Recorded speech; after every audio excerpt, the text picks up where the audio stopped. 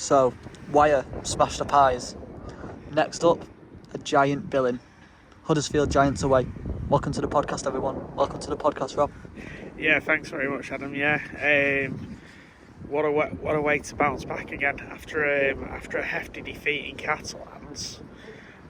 Warrington, you wouldn't imagine had responded like that. No. But they come out. They really showed what they could do last week.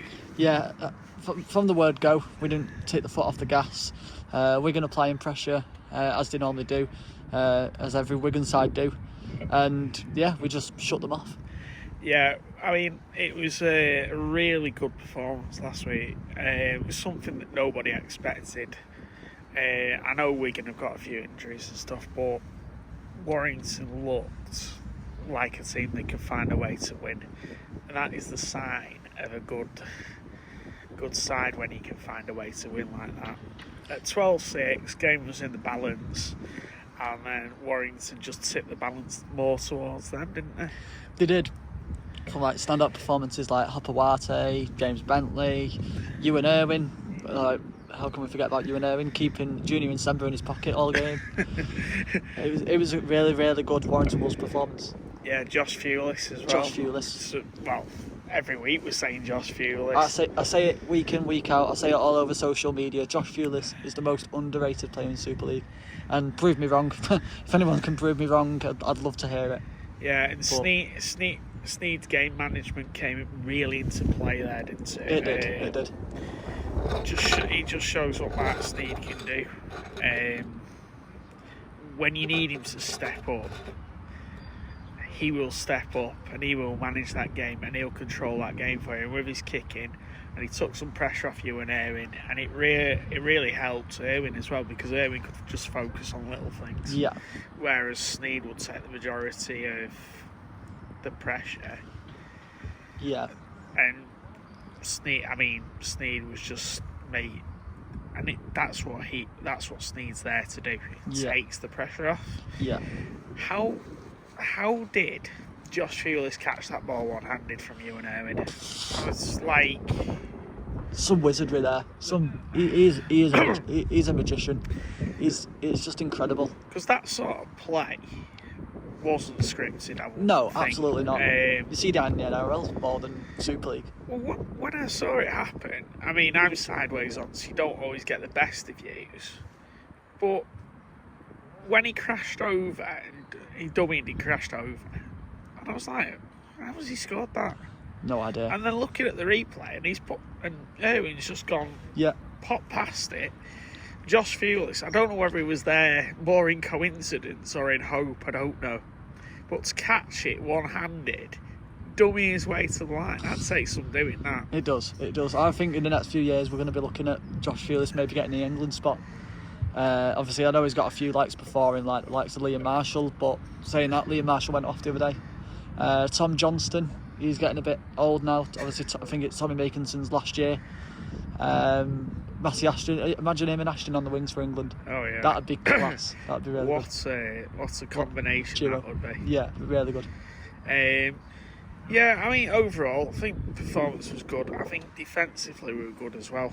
Yeah. I mean, to only concede 6 points against Wigan, and it's the first time Warrington have beat Wigan in 5 years. That's crazy.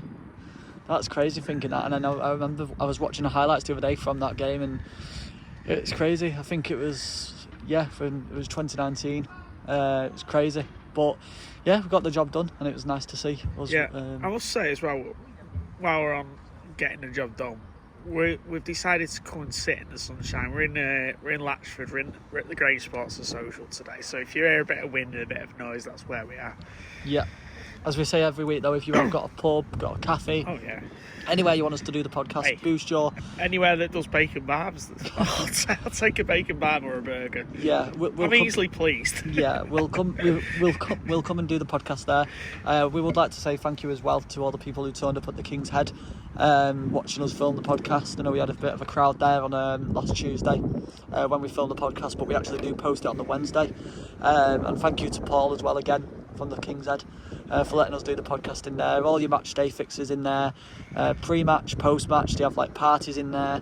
But yeah, no, just want to say thank you again. Yeah, no, it was great in there last week. It's good, real good insight, and it's proper match day pub, isn't it? Yeah, proper match day pub. Love it. And he sponsors one of the reserves players as well. I didn't know that. Yes, I can't remember who it is, but he does sponsor one of the reserves players. So yeah, that's good. No, it's good. It's a pub that's got rugby league running through it as well. So it's in close proximity to the stadium. Yeah. So going backwards, injury news. So we'll start with George Williams. Yeah. It was confirmed by Sam Burgess that George Williams is going to need an operation on his neck and has potential not to be in a Warrington shirt again this year.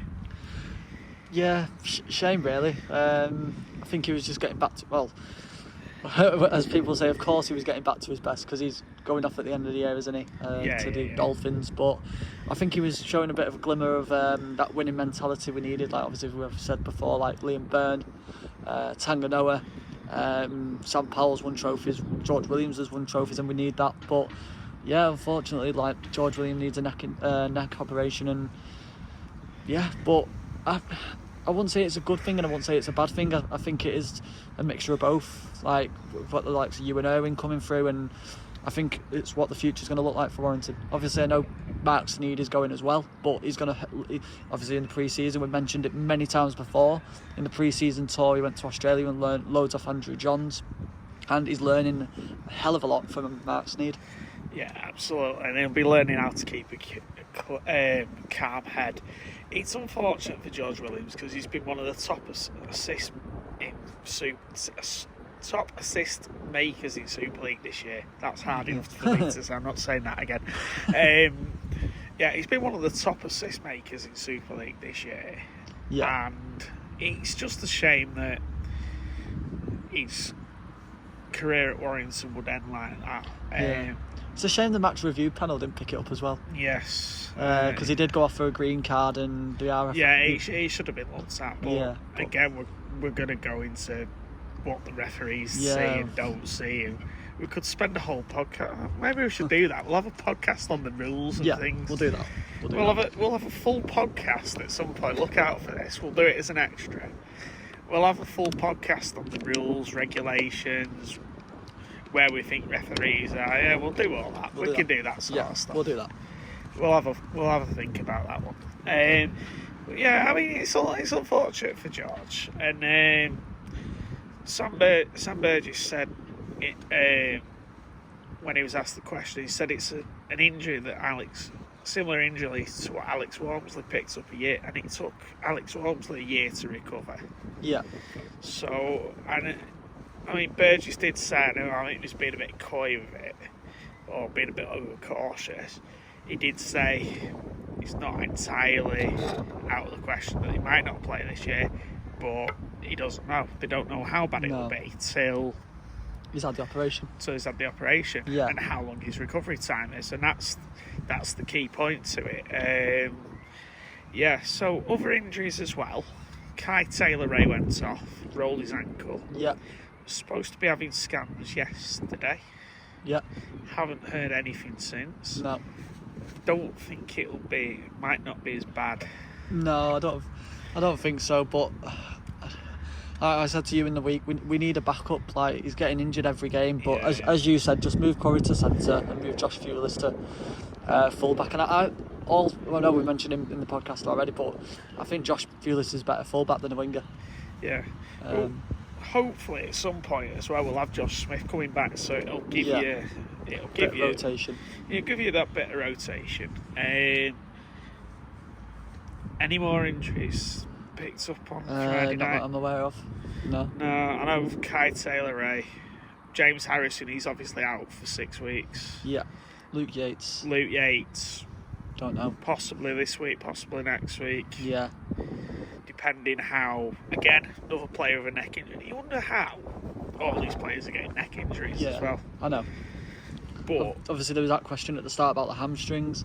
and now there's a few necks. It's like it's not looking good. Is it the way people are going into tackles then? Maybe probably the techniques all over the place. At the minute. I don't know. But I mean, I'm not defending this in any sort of way. But if you duck your head in, how many times are you going to get? I know. Get bashed in the head. Yeah, I don't know. Yeah, your guess is as good as mine. And we should have Toff Sipley back this week. Yes. Which should be a big boost to the bench as well. So, I mean, other than that, injury-wise, Warrington, touch wood,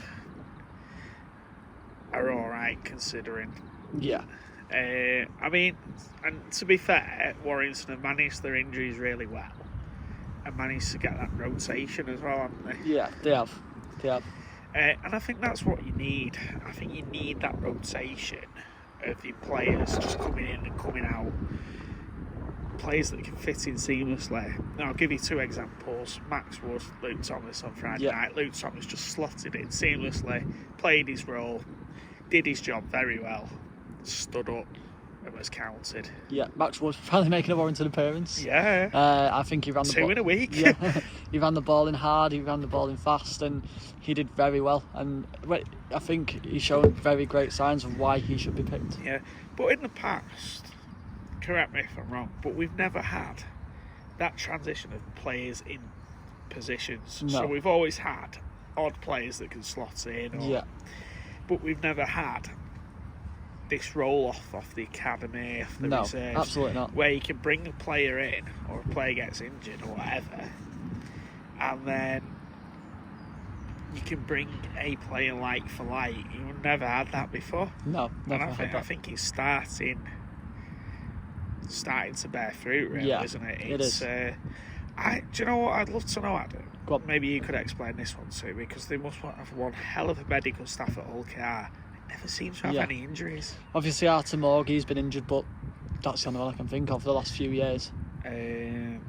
There's probably a couple. I know. Obviously, they've had Minchella out for a few weeks and stuff, but yeah, they've not really had anyone in that pack get injured. No, and that's probably why they can play as well as they're playing, because they're not getting it. They must have one hell of a medical staff there to. I don't know what's going on there. It's like a quick revive or something for the players.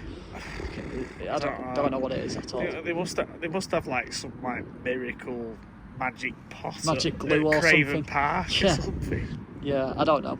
I don't know. It's just something I was thinking about today, and I thought, if anyone's got any answers to this, by the way, just answers in the comments or on a postcard. Send it to wherever you can find us. Yeah. One day we might be on the beach. You never know. You never know. This podcast's moving quite quick, and the weather is sunny yet again, so we might be on the beach next week. Yeah. Chance of me a fine thing. And find us a pub near a beach with a burger, I'll be fine. There we go. As long as it's not windy. But anyway, so when Kai Taylor went off, and he moved the squad around on Friday, so Josh Thewlis went to fullback. They had a makeshift centre in James Bentley. He did a great job on Friday. Is it Chris Bridge? I think someone put a post on Facebook saying Chris Bridge has been reborn. But yeah, James Bentley. I said to my dad, and I said a few people near me. A few individuals need to stand out this game. They need to show they're wanting to be in the Warrington top. And James Bentley was on my list, and I've rated him. Obviously, when he did his debut against Sheffield, he got injured again. He's had that mini pre-season, but no, he absolutely loved it on Friday night. I saw you on his post-match video. He absolutely he loves it. I think he's loving his time at Wire. Like we've said in the podcast, he'd be a great player if Sam Burgess keeps him disciplined. Down as well. Yeah, and you can see that in him, I think. He was losing his head a little bit. There was a bit of temper, and I thought, oh, be careful, James, be careful. There's going to be a simbin for you here if you carry on, because he was like going a bit angry. But no, he was incredible on Friday night. But I think, like I said to you before, and I got this stat off The Guardian, that Lachlan Fitzgibbon spent more time in 2025 off the pitch than James Bentley. Yeah, so that's crazy. That is crazy. But moving on to this week now, Huddersfield. Do you rest anyone? Well, yeah. I mean, this is the big question. You've got a semi-final coming up in. Well, Warrington are going to have 8 days, whereas Hull KR for some reason have got 10 because they play Cass on Thursday, so they get 12. Well, 10 to 12 days to turn around. I don't know. Do you want the continuity, or do you want to sit players down for a week? Hull KR, obviously, they're going to rest players, I think, or I don't think I think they're going to go full tilt. I think we'd go full strength as well. If we didn't have the injuries like the likes of Luke Yates, Harrison, or no, the other like squad out, I think we would have rested players, but I think we go full strength again this week. I think we need to go, like, it's not good like with obviously the likes of like Ewan Irwin swapping. Obviously Ewan Irwin would have played, but the likes of Ewan Irwin swapping, rotating players, because he needs to stick to like the same team. Yeah, I think you need that consistency, and it's probably something I didn't really think about before, because I was just thinking more ahead of the Challenge Cup. But you can't be a week, like Burgess says, you can't be a week ahead. You've got to go game to game. Yeah, like they do in the playoffs. If you finish first, you get a week off. Yeah, I think. Well, many teams have done it before and it's paid off, but I think Warrington in the past, it's not really paid off. Well, I think we've in the past, week before Wembley, we've slipped into that trap of resting players. Yeah. And the one that stood out for me was 2009. The resting players against Harlequins and got absolutely thumped 60-84. Yeah. I know it paid off the week after. Yeah, it paid well, yeah. Paid off as like the first cup final in 35 years and we won it. But no, the way the game is now, I think you need to keep consistent. Yeah, I think you do need to keep that consistency, because chopping and changing, actually, if you're trying to build combinations, you're trying to build something up. Yeah. I don't think that really you can afford to chop and change far too much. I mean, you can bring in odd players. I mean, Jordy Crowther came back from a broken cheekbone. Didn't look as though he'd been away, to be honest. So, who would you go for this week? Thewlis at fullback? Probably, yeah. Thewlis, Ashton, King, Hopoate. Thewlis.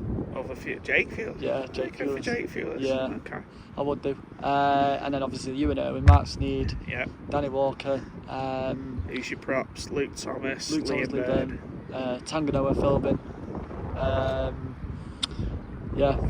It'll be Sam Stone. Yeah.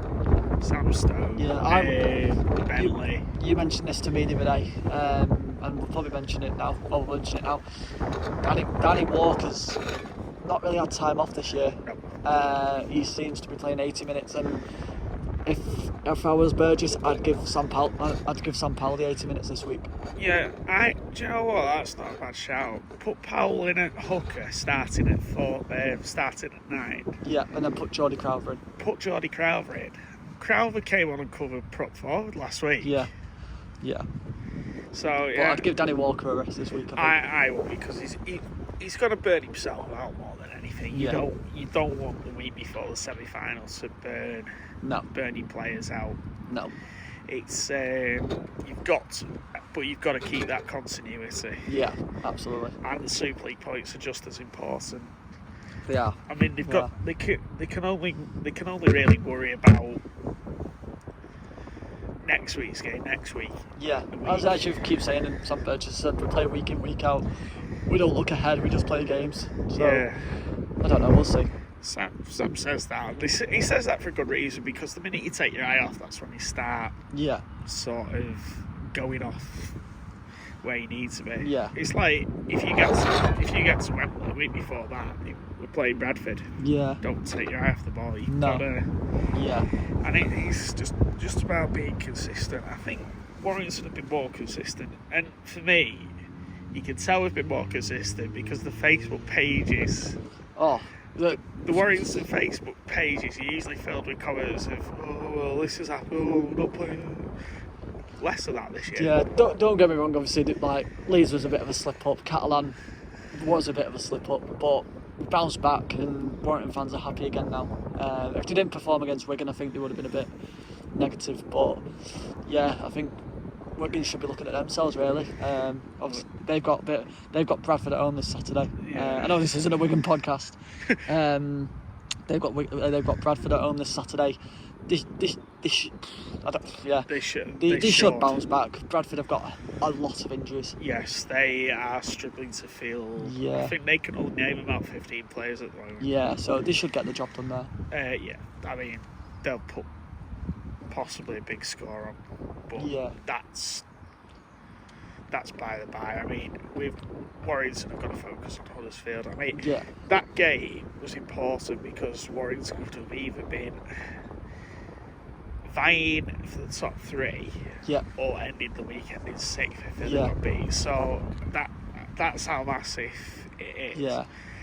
And 6th and having a semi-final, potentially getting beat in the semi-final, that changes your whole... Yeah, it doesn't look good. It changes your whole outlook of your season, whereas 3rd, semi-final... Sounds got a better bit of a ring to it. There's momentum, there's positivity there, and it's that mindset of just keeping it positive, and not getting drawn in.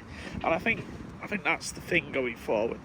They're not getting drawn into outside noise. No. They're just going about doing the business quietly. Yeah. I mean, Sam Stone again stood up really well. Yeah, really good player. How does Ewan Irwin stand up against 6'7" Nsemba? I would like to stand up against 6'7" Nsemba. No, I wouldn't, and I think Nsemba's still in Ewan Irwin's pocket. I think he's not emptied him yet. He might give him back on Saturday. Maybe. But obviously, he didn't have the best of games against Leeds. There was a few rookie errors. Obviously, he's a bit young still, but no, he shut the haters up and he kept Nsemba in his pocket. And I think this is what I was saying. My cousin was saying to me the other day. He said Nsemba a good few years ago was class. He was on the scene. Even Super League did that documentary about him. They were hyping him up really good. But it was like Paul Vaughan for Warrington. He had one good year and then everyone found him out. And I feel like I think he'll get an England spot. Don't get me wrong. I think he'll get an England spot at the end of the year. But he's been found out. He's been found out who he is. And when you're getting the likes of Ewan Irwin beasting against you, it's not a good sight, really. It's not a good look, is it? No. But I think the thing is as well, Wigan have always had that depth of players where they can hide side by side sort of thing. Yeah. When you take quite a few of those players out, which happened on Friday, and Nsemba becomes a more senior player then. Yeah. More targets on him. Yeah, exactly. And as soon as he got the ball, Ewan Irwin went on him, Liam Byrne went on him, Bentley went on him.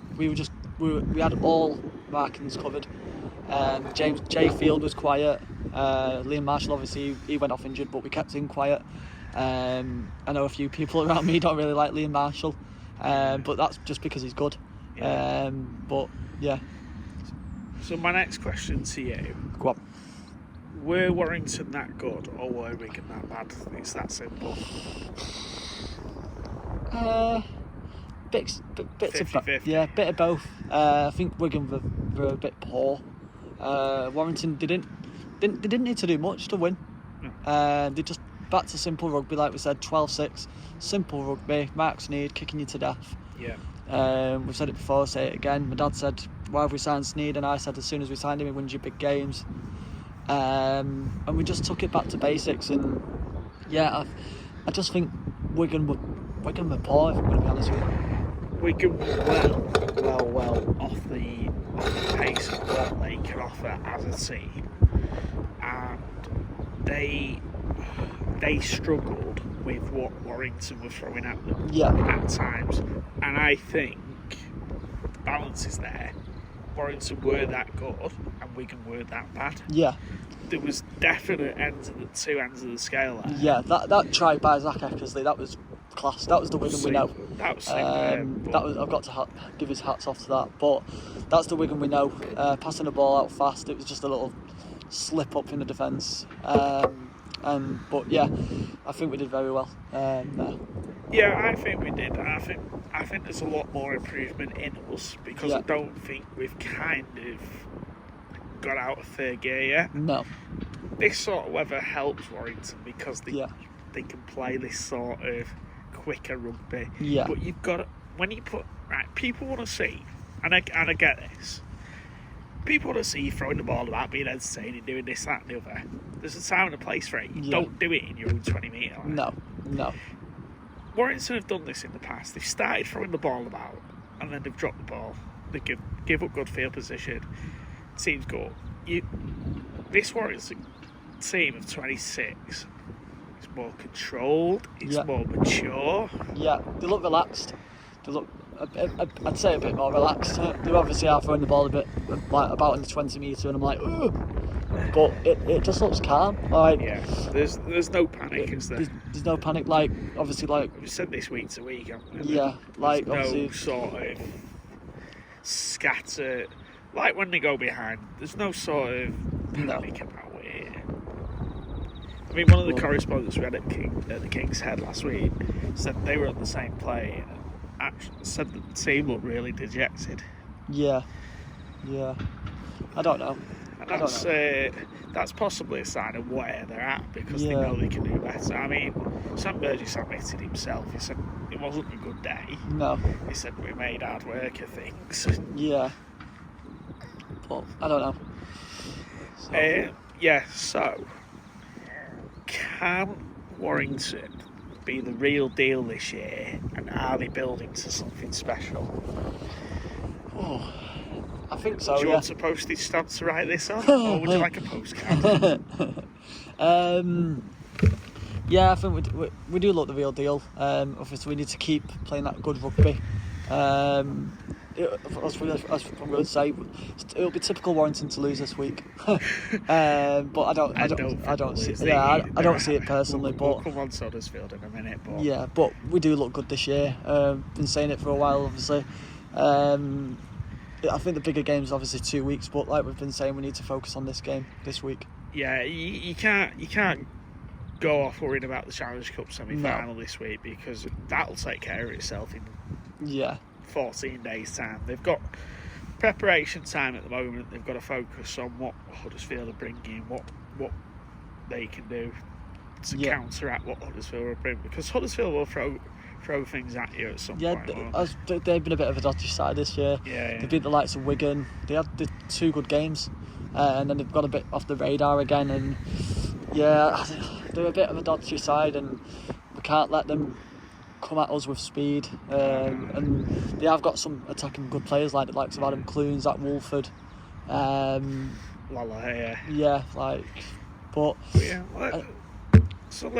Let's just go back a little bit. So Warrington, definitely the real deal this year. Yeah. Probably not quite up to where we were when Tony Smith was in charge. No. But they're playing a different style of rugby. Yeah.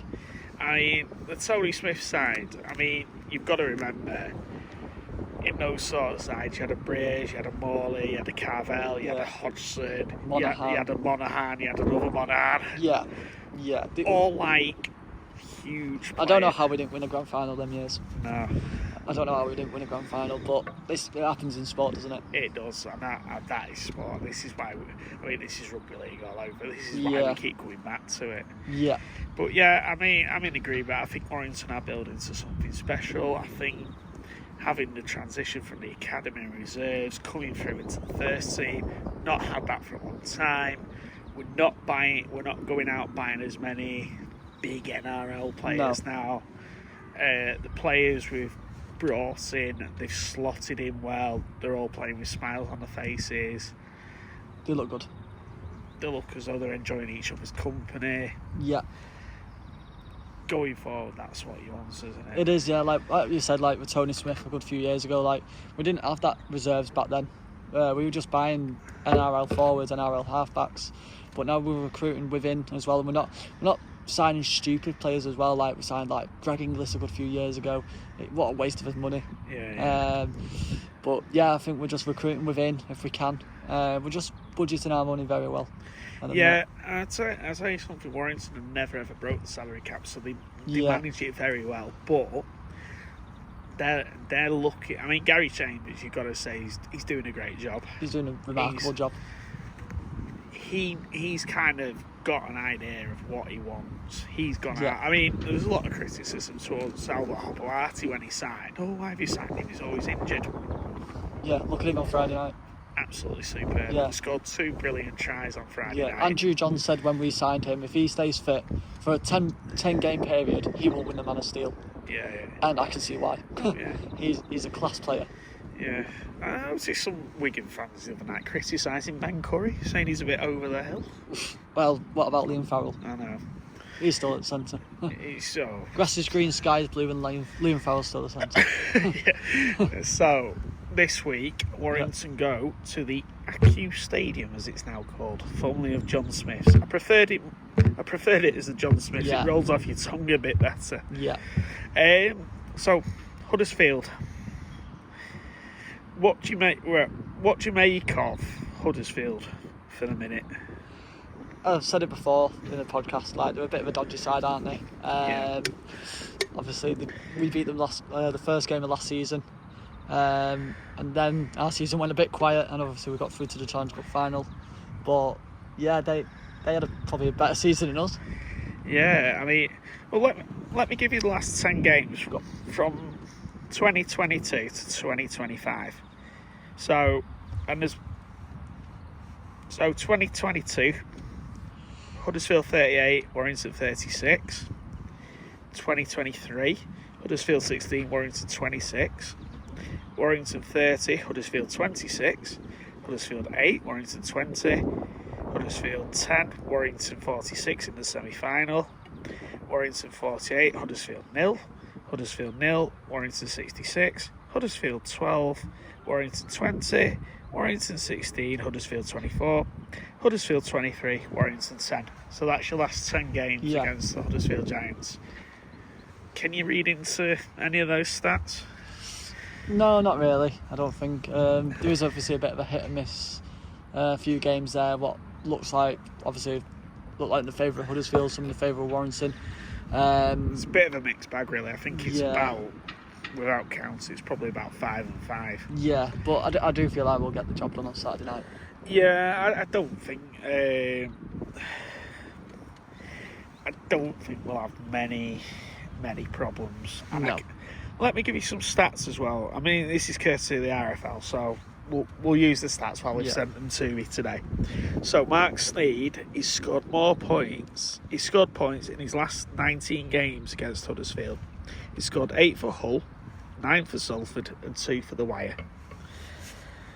His scoring streak began with 4 goals for Hull FC in a 28-8 away win on the 3rd of March 2019. God. So there you go. Warrington's Toby King has scored a try in each of the Wolves' last 5 meetings with Huddersfield.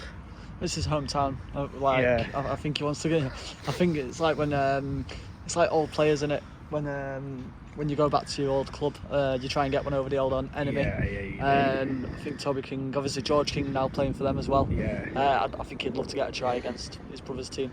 Yeah, and I'll give you another one on Toby King. He needs 1 appearance to reach 250 for his career. He's made 194 appearances for Warrington, 31 for Wigan, 12 for Huddersfield, 2 for Rochdale, 3 for England, 4 for Ireland, and 3 for England Knights. Yeah, I think he's fighting. Obviously, he's fighting for a contract as well. I think we might see it. I don't know if we'll see a year contract extension there. I know James Harrison's in the talks for another year, because obviously Castleford have just signed Tyler Dupree from Wigan. So they don't really need anyone.